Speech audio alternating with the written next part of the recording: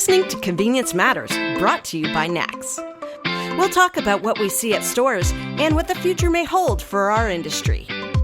Zeynep created the Good Jobs Institute a decade ago after writing her acclaimed book, The Good Job Strategy. She's updated that book and joined us at the NACS show this year to talk about what companies can do to make their jobs good jobs and make it good business. During the NACS show, we focused on inspiration and went through a couple different ways of looking at inspiration. One was a focus on inspiring changes in the marketplace. Joining us for this conversation is Zeynep, who set up her whole philosophy of the Good Job Strategy and then was joined by two companies in our industry who are currently employing the Good Job Strategy, one with Noria and one with Loop. The conversation was moderated by NACS President and CEO, Henry Armour. Let's take a listen. I thought I would first share with you what's keeping workers up late at night. Let's imagine a family, a young family, two parents who have a young kid. And these parents live in Atlanta, right here, and they are working full-time. They both have full-time jobs. They're making $15 an hour. And every month, they bring home $160 a month, right? So that's what the couple brings home every month. And then let's look at their living expenses. So using the MIT's living wage calculator, if we just look at their rent, transportation, childcare, food, and the food expenses monthly is $747. So we're talking about like rice and beans, and medical and other basic supplies for their homes. Their basic expenses are more than $6,000, which means that every single month, this family is short more than $1,000, working full-time. What do? They take on a second job. What is their life like? They are constantly exhausted. They're stressed.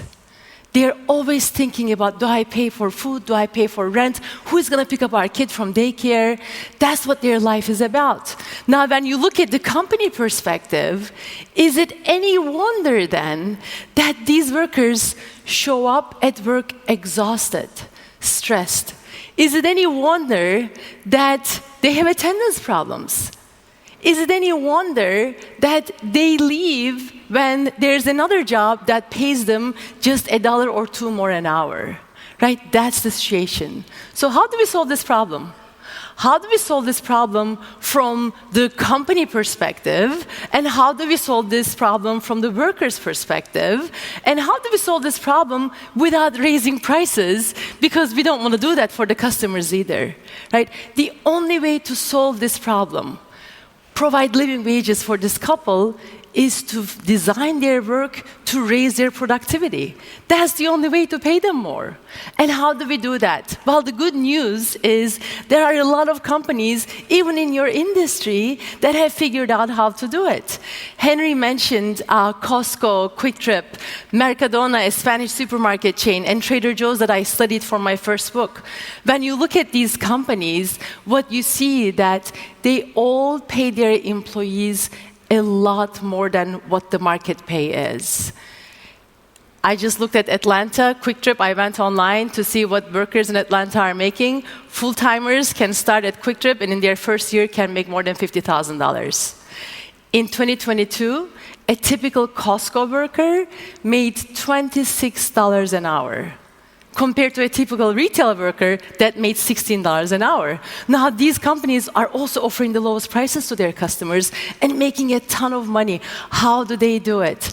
Well, they do it because they invest in their people and they also design the work for high productivity. And how do they do that? By making 4 choices. So I studied companies Costco, Quick Trip, Trader Joe's, Mercadona, very different businesses.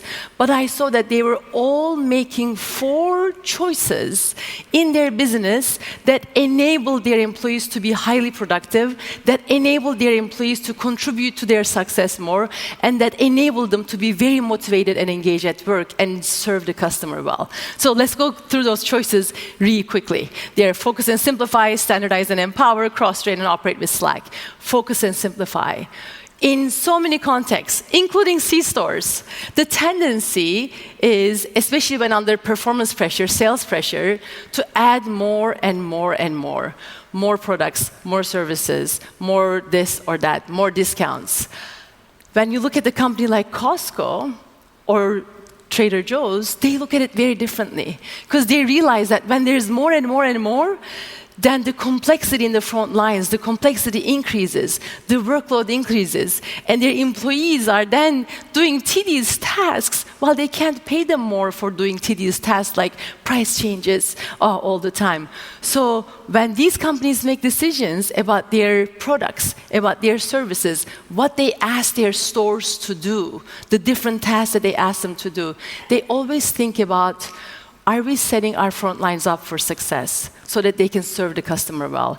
Are we making decisions to be able to improve their productivity? So they tend to have fewer SKUs, they tend to have fewer services, they tend to have fewer discounts, but they have better SKUs, better services, better discounts. That focus and simplify improves productivity of labor, and that focus and simplify enables them to pay their employees more and create better work for them. The second choice is standardize and empower. And I first learned about this choice from Toyota.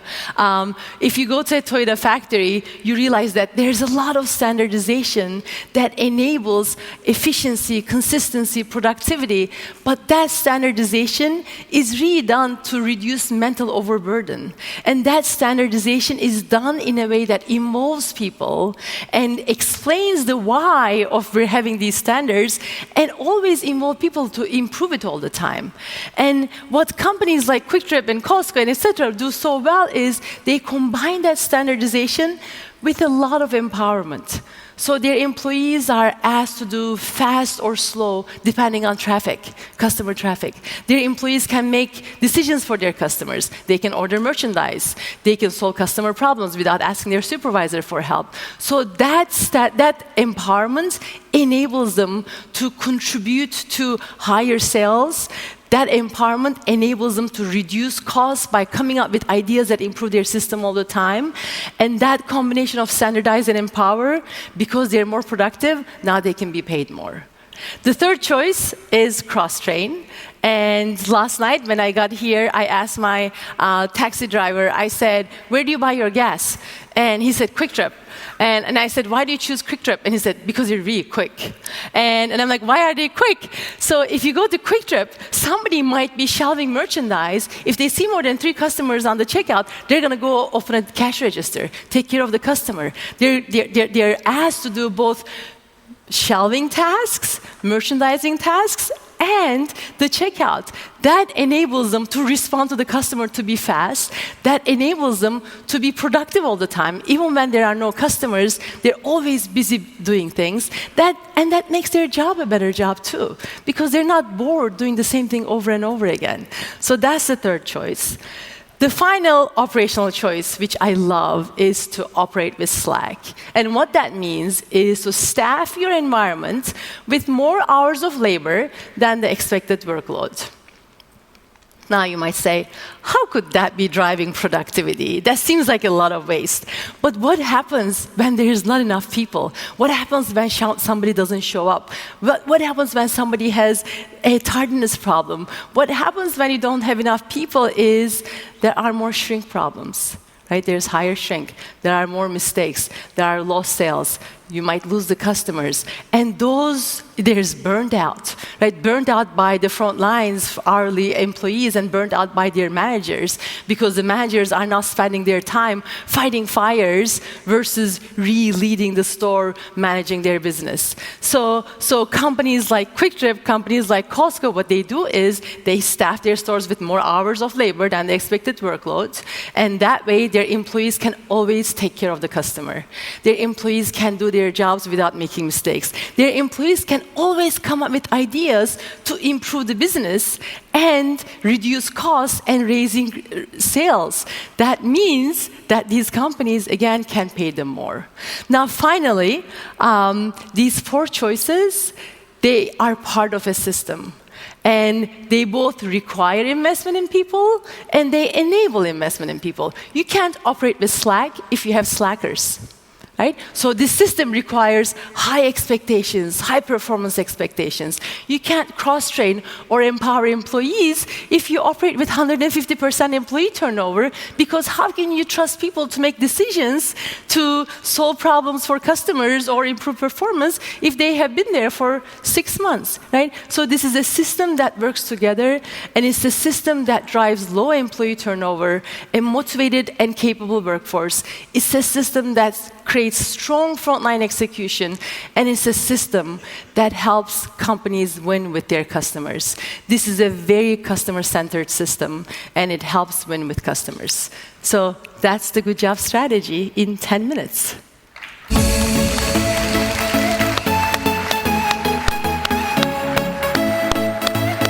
I was on time.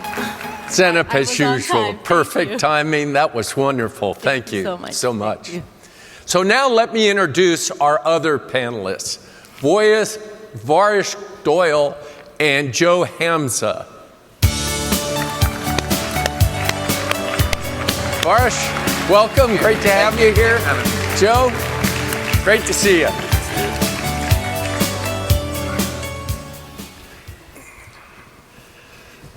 So, Varish, why don't we start off just telling everybody a little bit about Loop, your company. Yeah, thank you. Thank you all for having me. My name is Varish Goyal, and I'm with Loop Neighborhood Markets. We're a retailer out of California.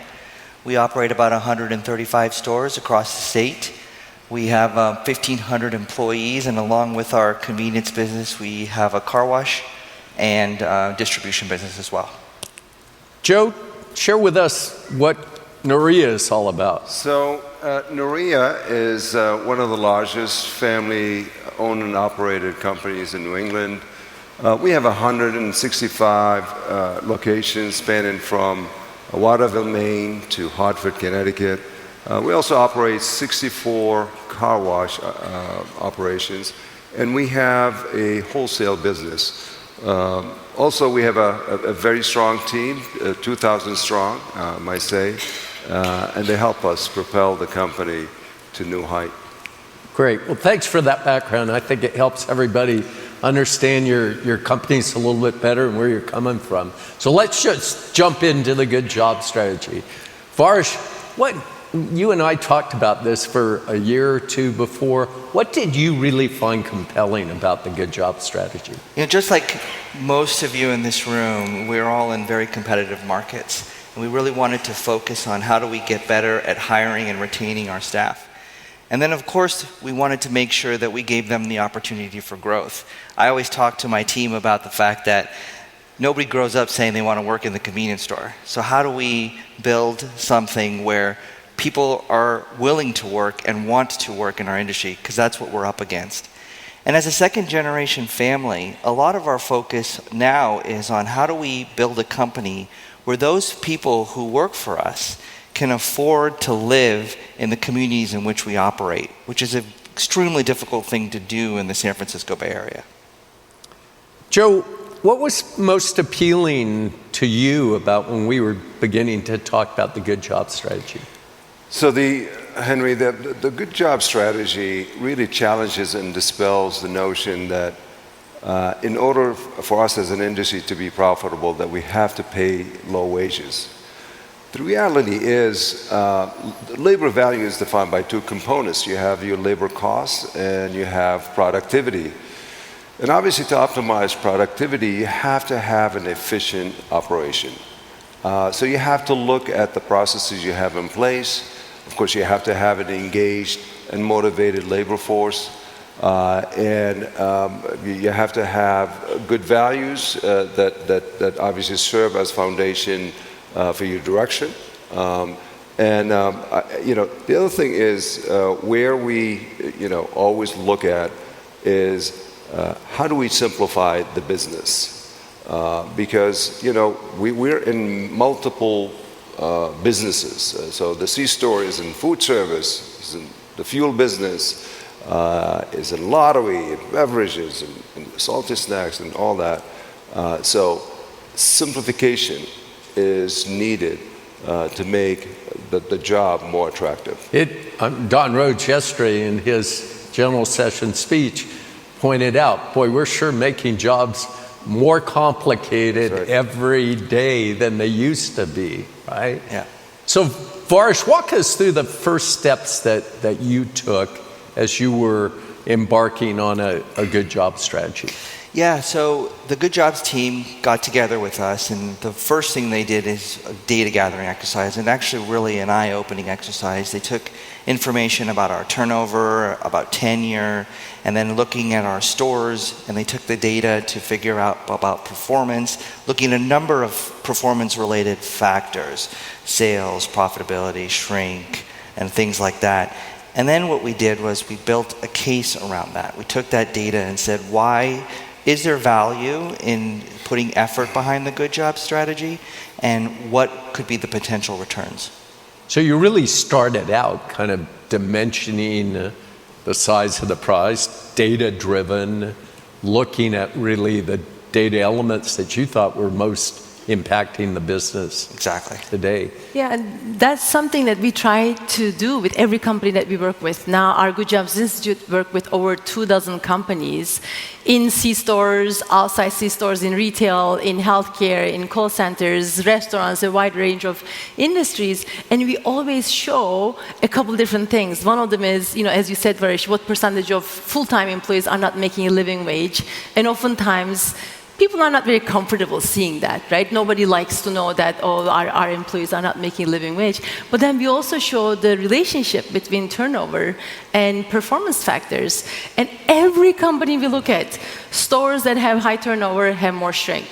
Stores that have high turnover have less, sales per square foot. So high turnover is indicative of a lot of problems, and high turnover is also indicative of not being able to have strong managers, because what we see in so many different industries is when turnover is high, managers are burnt out because they're firefighters. Right. And they don't want to stay there anymore either. Right.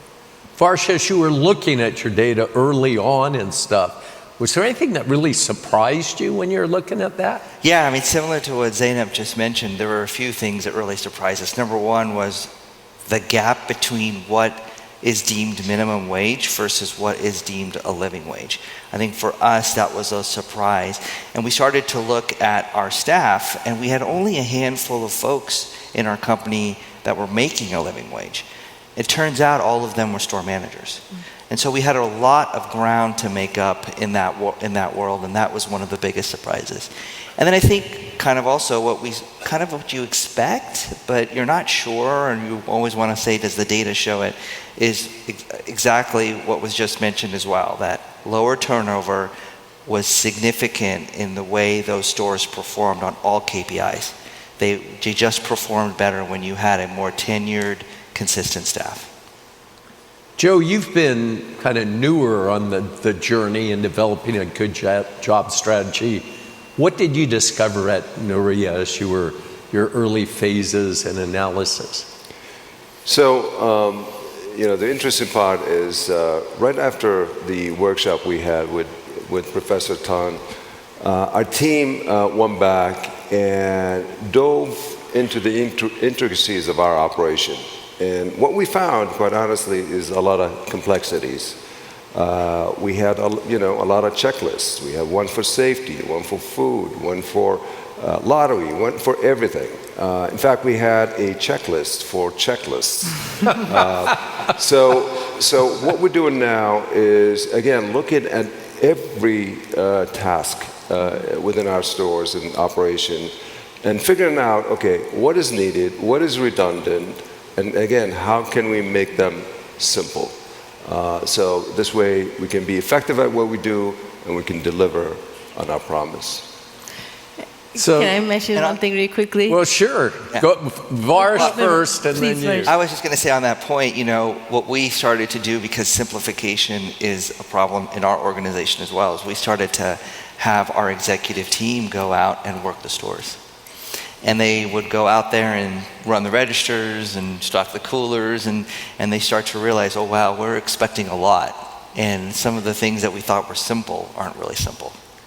Zeynep, you're going to say. Yeah, I was going to mention that simplification unlocks productivity, but that simplification also unlocks respect. Because when employees' time is not respected by asking them to do tedious tasks, then they're not very happy either. And Joe, you make it sound so easy, but one of the things that we have also found out was that simplification requires tremendous courage. And it's been wonderful to see that courage at Noria. You reduce your SKUs quite a bit in your menu. And I mean, how nervous, how scared those of you who are in merchandising are when you think about reducing product variety. I mean, that's a scary thing to do, but you did it with grace, and you had tremendous courage to get there. And it's still, it's work in process. So it's really what's doing, for us is encouraging us to look deeper into everything. So I'll give you an example. Our food service menu. We are proud of the selection that we have. Our customers love what we have. But also, when you look deeper, there are many SKUs on there that probably are not good sellers. Mm-hmm. So, again, through analytics, through looking deeper into those SKUs, we started eliminating some of these SKUs that cause just, a lot of work for our people. And we're still work in progress. We're not there yet, but we're happy where we are right now. Zeynep, let's bring your experience into play here. What should a company focus on really as they first start, the early stages of implementing or developing a good shop strategy? Yeah, and I'll answer your question, Henry, not by theorizing what should be, but looking at companies that have made tremendous progress over 2-3 years and have achieved amazing outcomes. What have they done, right? So we've seen companies from Sam's Club. At the time, they were a $60 billion retailer. Now they're much bigger than that. Quest Diagnostics deployed good job strategy in their call centers. Mudbay, a 40, now 67 store retailer in the Northwest, deployed the good job strategy, and they cut their turnover 25% at Sam's Club, more than 50% at Quest Diagnostics within 18 months. They tremendously improved productivity. At Sam's Club, previously they could make 1-2% increases in efficiency. They raised it 20% over a 3-year period, and they started winning with their customers and increased sales. So how did they achieve these outcomes? What were the first things? The first was a mindset shift, that they did this transformation not to be nice, not to be, not because it was a feel-good thing to have. They did this transformation because their starting point was, we want to win with our customers. We want to be able to, for Mudbay, we want to be able to, the e-commerce is taking a lot of sales away from us. We need a compelling reason for our customers to come to our stores. For Sam's Club, they were doing omni-channel retail. They wanted to be able to execute it really well, create a frictionless experience for their customers. So that customer-centric focus was critical, because once they became customer-centric, once they said, our objective is to increase the value for the customer, then it was very obvious that they had to be frontline-centric. Sam's Club couldn't have omni-channel if they had inaccurate inventory data.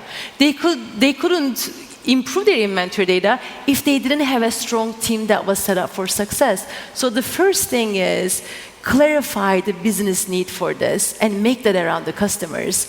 And the second one is, as you were talking about how, the work that frontline employees do is dictated by decisions that are made by functions in the home office that have nothing to do with that work. It might be asset control, it might be logistics, it might be supply chain, it might be merchandising, it might be marketing. So those functions need to be aligned and see the impact of their decisions on the on the work of employees so that it could be productive, but also on setting their employees up for success so they can serve the customer better. So the customer centricity and aligning the different functions together were the most important steps that these companies made early on. It was a mindset shift in the organization. If I may add, Sure. When we, from a marketing perspective, and when you look at, the customer experience, it's really made up of a number of variables, right? How good the facility looks, your selection, your food service, the quality of everything. But the most influential factor in that whole equation is how you people treat your customers. If you fail there, I don't care how good a food you have, or I don't care how beautiful the location is, you're going to fail. You're not going anywhere. So. And the food is not going to be good if you have high turnover. Right. I mean, that's the... Baris, kind of where are you right now in implementing, executing the good job strategy? Kind of what tactics have you already deployed or you're planning to deploy? And any preliminary results so far? Yeah, so after we did the data exercise, the next step was to start to think about what are some of the changes we're going to make. We can't go from the current wages to the living wage standard overnight. It takes time, and we had to make stepwise ROI improvements in order to ultimately get there. So we got together as a team, we brought in our store leaders, our district managers, our regional managers. We brought them in a room and said, what can we do to help you in this process? And how can we make your jobs better? And it really focused on kind of three overarching areas. One we've already talked about, which was simplification. Another one that we came up a lot was communication. And lastly, recognition and celebration. Those seem to be the three big topics of areas where we can make an immediate impact in while we're working on the wages piece of it. And so then we produced, I would say, a list of 50 things that could potentially be done. Simplify to simplify things. There's only right? 50 things on the to-do list. Exactly. And we said, okay, now we need to focus on the 5 or 10. And we picked short-term and long-term goals. So some of the short-term things that we've done is we've looked at, we've implemented our first test of electronic price signs to decrease the price change requirements that we have in stores, simplifying some of the consumer transactions by using subscription programs. We've put in a budget in place for celebrations and allowing the teams to go out and recognize people and have fun for things that they're doing well and they're winning in. And we also looked at simplifying and shortening and really being specific about the hiring process to find the right people. At the same time, the long-term stuff, looking at more centralized ordering. How do we get our systems in place to make ordering simpler and easier? And then, of course, how do we continue to invest in our people? Any preliminary results yet, or is it early? It's still early, but one of the things that was really encouraging to us is we hold town hall meetings twice a year, and I recently had one, our normal set in the end of August. And we talked to our teams, or again in the rooms, our assistant team leads and team leads, and we showed them kind of the process we went through and what were the areas that we're focused on. And there was a lot of excitement and a lot of appreciation around those changes and the things we're working on. So we as a team feel really excited that we're on the right path. We know it's a lot still to do, but at least we're on the right path. Joe, what steps are you planning? So Henry, if we look at the kind of natural workforce that come to us, most people who come to us are, tend to be younger. It is in many situations their first job, little skill. So we did this really cool thing, and we established what we called the Nouria Champion. And essentially what the program is that we educate our managers to identify natural skills, God-given skills that our new employees have, and we try to align them with things they like to do. For example, some people have natural tendency, they have this they're very creative and they like to build displays or like to merchandise or like to stock the cooler, or they're personable and they have good leadership skills. So we try to put them in programs. It's a 5-week program, and we get them certified in each of these areas. And at each certification, we give them a raise. So we're doing, and there's 4 different curriculums that they go through, and they get certified. So roughly about 20 weeks of training. At the end of the day, that's the group of team members that we want to promote into assistant manager, into manager. So what we're essentially doing is we're clearly defining a career path for our people. And I think that is something, quite honestly, is very rewarding, not only for myself, but also for our team members, our managers, and our leadership team. Yeah, absolutely. Sometimes we forget about how important it is to provide that type of career path. We work with one company, and I remember, I think their starting pay was $12 an hour, and our team, Sarah Kelk, our amazing executive director, she interviewed someone who had been working there for 7 years, and she was making $13 an hour. So that doesn't signal a career path or a reason to stay. So that tenured base pay tends to be a very good investment in people. Yeah. Zeynep, I wanted to share a quote in your new book from Jim Senegal, the former CEO of Costco. And Jim said, offering good jobs is now not altruism, it's good business. 70 cents of every dollar that Costco spends to run the company in sales, general administrative expenses, goes to people. And he says that tells you how important people are. Share with us, talk to us a little bit about, because you've worked with him, I know, a lot. What is he really driving at there? Yeah, every year Jim comes to my class, and every year my students ask him, how did you know when you opened your first store that it was going to pay off? Right? How did you know? And every year his answer is, this is just so obvious. Like in his mind, this is so obvious. He says 70 cents of every dollar we spend to run our company goes to people. And then he goes on to say, if you don't do that well, you're going to screw up your business pretty badly. He says, can you imagine all the problems that we would have? Can you imagine our store managers hiring the next warm body and they're not managing the business anymore? So I think there are 2 different ways to look at labor. One is to say, it's our biggest cost, we must minimize it as much as possible. Another one is to say, this is our biggest cost, and therefore we must manage it and get the most out of it as much as possible. That's where Jim sits. Perfect. I mean, I also liked what you just said about your class's question, how do you know it was going to be successful? It's like, listen, I've never opened a store that I didn't think was going to be successful. Why would I do that, right? And my students are trained to run an ROI on every single decision. And this is why we don't have good jobs. Well, it is MIT. The world is a system, and it doesn't work in silos. And those decisions, pay alone is not going to improve performance. Right? Pay alone is not going to do that unless you simplify, unless you show respect, unless you focus, so it's a system that works together, and that can be a huge barrier. So Joe and Varish, you both sound pretty optimistic about adopting a good job strategy. I know both of you personally and people in your company are really focused on it, right? But how hard a lift is this? Wow, it's an extremely difficult lift. It takes time, it takes effort, and I think the real thing that I kind of keep me up at night about the whole process is, can we keep momentum?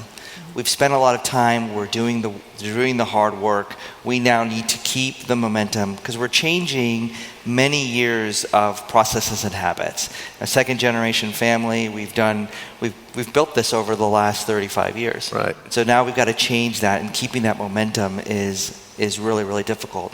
But when you have these wins and you have these sort of experiences with your team and they're showing excitement, that's what gets you energized to keep going down the path. Joe? Same with us. I think it is not an easy lift by any means. It takes time. Obviously, it needs to, you have to have the commitment and you have to believe in what you're doing. But luckily, I think the Good Job Institute is really in sync of our own values, and that is to educate, to empower, to inspire, to incentivize, and to instill accountability at all levels. That's our culture, and we're all very motivated to obviously see it through. Zeynep, maybe some closing thoughts and guidance from you. You've worked a lot in a lot of industries, but you've also worked a lot in our industry, right? Closing thoughts and guidance here? I will say, I love your industry. I love the potential in your industry. I've met so many people who are competent, motivated, and really want to do the right thing in your industry. Your CEO, I met the two of you. I'll never forget the first meeting with Tony, your CEO, Joe. He said, I live the American dream, and I want my workers to live the American dream. And I want to close by just speaking to this group and the impact that this transformation can have on you. Yes, it's not easy. Yes, it's not going to take happen overnight. But let me just give you an example from Sam's Club. That's one of the examples I talk about in the book about the successful transformation. And they're truly winning with their customers. They're doing so well financially. But when they announced the first set of pay raises, and their first set of pay raises were for thousands of people, not everyone in the company, and they were for $5 to $7 an hour from a basis of $15 an hour. That's the first set of pay investments. When they announced this in the stores, there were some people who cried. There were some people who came to the leaders and said, I have to call my wife because I don't need a second job anymore. So for the leaders like you who were able to make this change, win in the industry, and improve the lives of so many people was so meaningful. And I hope that more people in this room will experience that.